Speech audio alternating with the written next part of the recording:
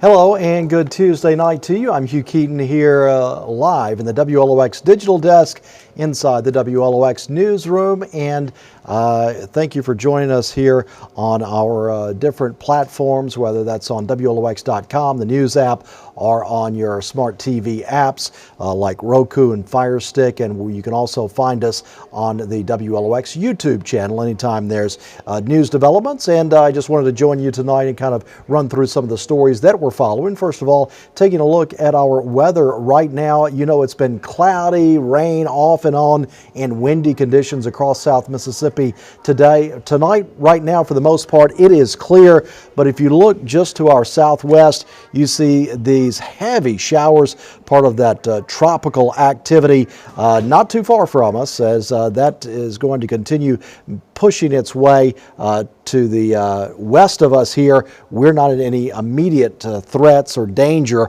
for any kind of significant rainfall from this system right now, but we are following if you live near water, the waves have been moving up with windy conditions. The waves and the water has been higher than usual, so that's something to watch out for, and we'll have an update for you on that forecast coming up tonight during the 10 o'clock news on WLOX. And looking ahead at your 7-day forecast, tomorrow still keeping a chance of rain with a high of 89. Then it's going to stay pretty consistent for the next several days as well. Now, today is it's almost been 1 year since the tornado damaged the city of Moss Point. That happened on June 19th last year.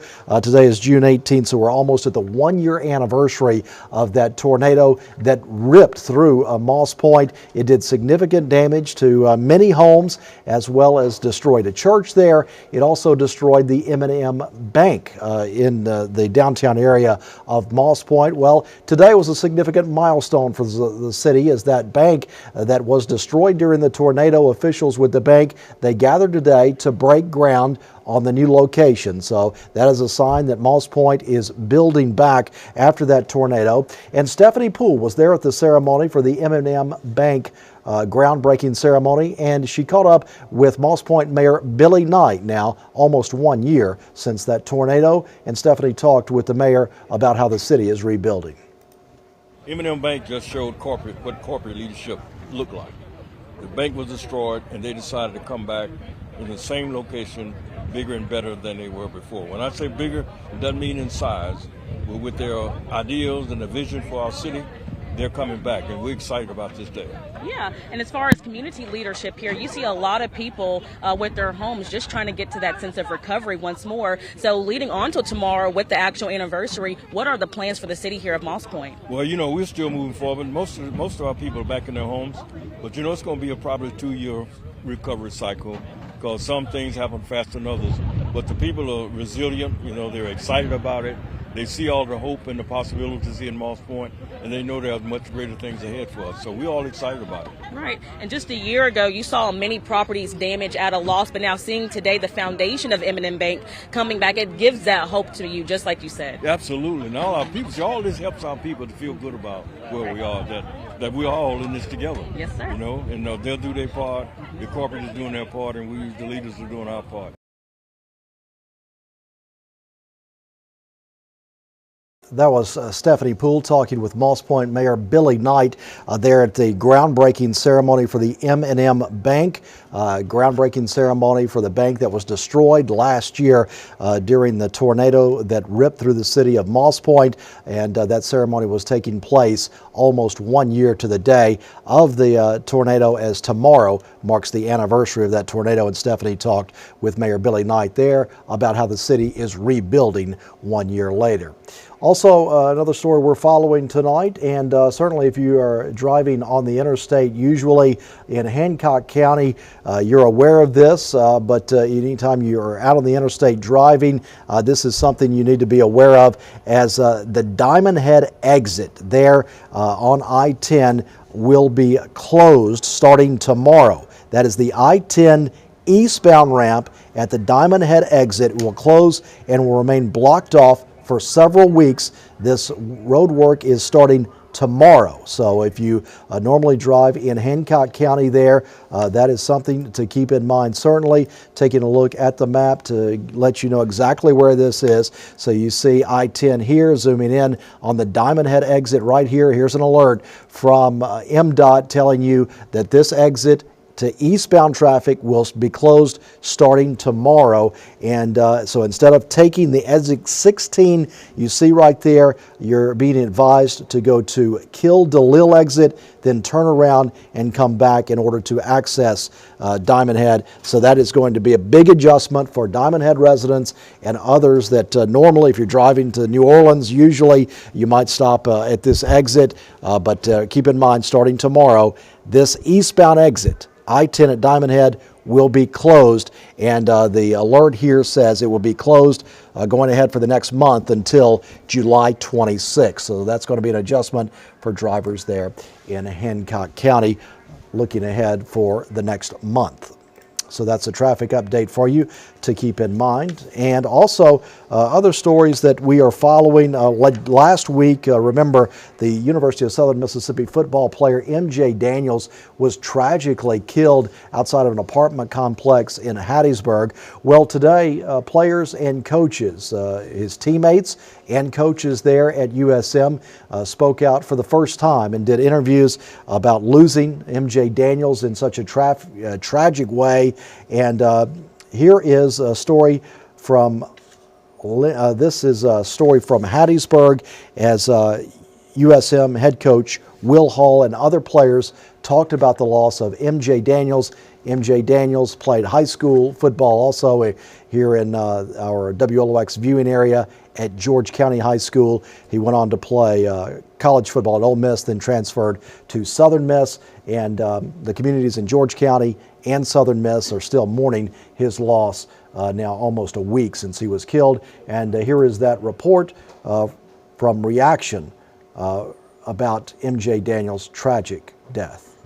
Man, if you know MJ, you know MJ always smiling. He was a great guy. He always kept a smile on his face. He never made your day worse. His smile was beautiful. MJ Daniels was described not only as a good teammate, but also a good friend. You know, he was somebody that you could rely on to have your back no matter what. And ever since we stepped foot on campus, that was my dog. Like, we were two peas in a pod no matter what. I couldn't see us without each other. And while this loss has been hard on the team, many players say they're moving into next season with MJ in mind. With us losing our brother and really just knowing the worth of brotherhood, knowing like if you could lose somebody just like that, so it's making us bond and become closer so we can win the championship for my boy. It brought us way closer as a team. It's a flame type fire. Like, we doing it for a reason now, like only for 11. Everything MJ wanted to do, he wanted to be the best. He wanted to win a conference championship. I think it's only right that we do everything in our power to do that for him and come together as a team and get this done.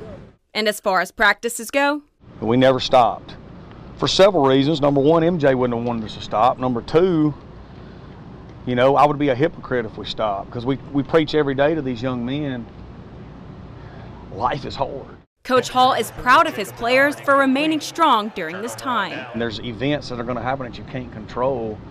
And the difference between successful people and unsuccessful people handle hard better. And our kids are handling hard so well right now. And that don't mean they're not hurting, and that don't mean we're not grieving, and that don't mean we're not leaning on each other and carrying each other's burdens, because this is extremely hard. But they are, every Southern Miss fan out there could be proud of these kids, because they are handling hard as well as any group I've ever seen in my life. That was Southern Miss head coach Will Hall there. You could hear in his voice there how difficult of a situation this is to lose one of his players. MJ Daniels was killed due to gunfire last week in Hattiesburg. Now, another story we're following right now. We have just gotten this update in from the city of Biloxi. Email just sent out by the city of Biloxi about the Ward 4 City Council race happening today. This is the city council seat that was vacated when Robert Deming resigned. And there were several candidates in this race. There will now be a runoff as tonight Jamie Creel receives 319 votes Rodney McIlvary receives 291 votes. They were the top 2 vote getters. So Creel and McIlvary will now meet in a runoff election. That runoff election is going to be held on Tuesday, July 9th. So 2 weeks from now on July 9th, or that's a little more than 2 weeks from now on July 9th, that runoff election will be held. So that is a runoff election for the Ward 4 City Council seat in Biloxi. We're just getting that information in tonight. And you can hear more about that tonight during the 10 o'clock newscast on WLOX. Another story we're following you can read more about on WLOX.com. The city of Biloxi now deciding to relocate the Hurricane Camille Memorial to make room for a hotel development.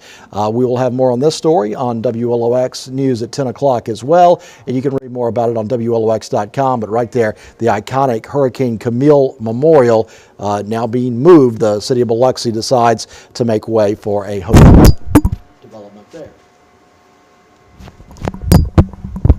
Excuse me there, my mic just fell off. And so continuing on, you heard me kind of stop. But anyway, my mic's back on and continuing with that, but you heard that update on the city of Biloxi moving the Hurricane Camille Memorial. All right, continuing on here at the WLOX Digital Desk. Once again, thanks for joining us, as always, on our digital platforms for these news development updates. You can always follow us on the WLOX digital platforms, and that's on WLOX.com as well as the WLOX apps on your smart TV. And also, you can find these videos and our live streams from the digital desk on the WLOX YouTube channel. And now, this is an interesting story I came across. This is a story on the oldest known living son of a Civil War veteran. This is in Missouri.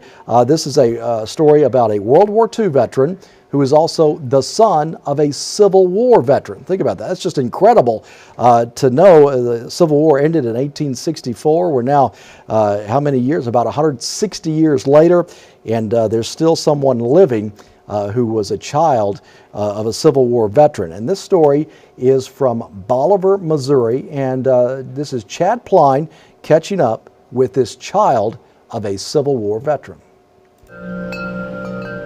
At the peaceful Parkview Residential Facility in Bolivar, inside every door, there is a great story.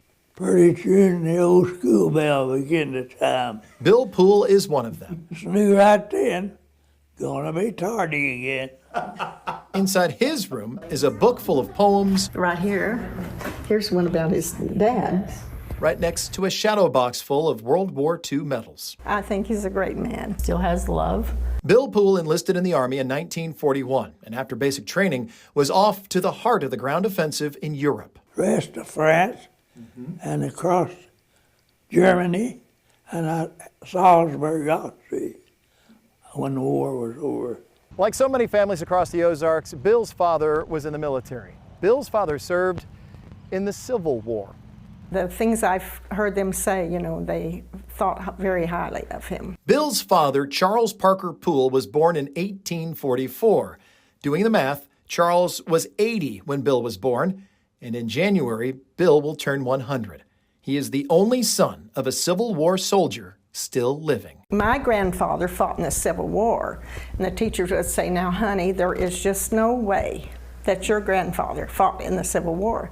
And I would try to tell them, yes, he did. The Poole family is featured in a book by Tim Platkovich. I have the utmost respect for the Poole family. Their chapter tells of Charles Poole's service to the Union and the 6th West Virginia Volunteers, and after the war, about how generous he was with his Union pension, including helping a young Arkansas mother whose husband left during the Great Depression. Mr. Poole, who was very benevolent, took it upon himself to secretly start sending money to Clara. Grandma was 27 and Grandpa was 71 when they married. But he took care of them and made sure they had what they wanted, and, you know, good man. Bill was only 7 when his dad died, but a clear memory from 93 years ago is how an old war injury didn't hold him back.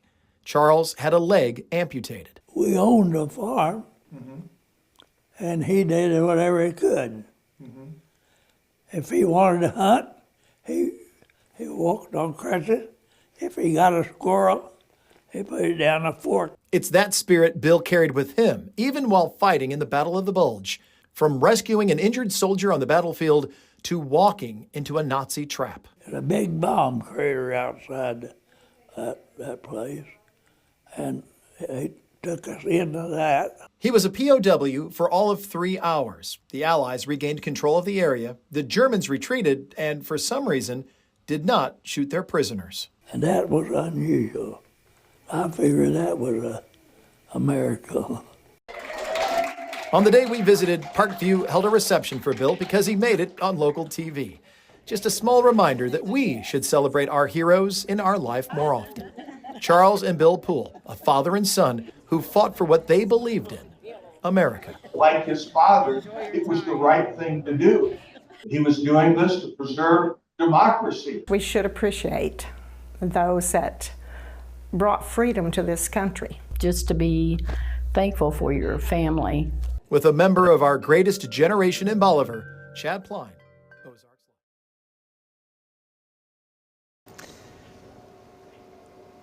And that was Chad Pline reporting in Bolivar, Missouri, with a son of a Civil War veteran who also was served himself in World War II, and he's still here today to tell his story, and that's an incredible story. Now, coming up tomorrow, it is Juneteenth, and if you want to find any celebrations or commemoration ceremonies happening in South Mississippi concerning Juneteenth, you can find that at GulfCoastWeekend.com.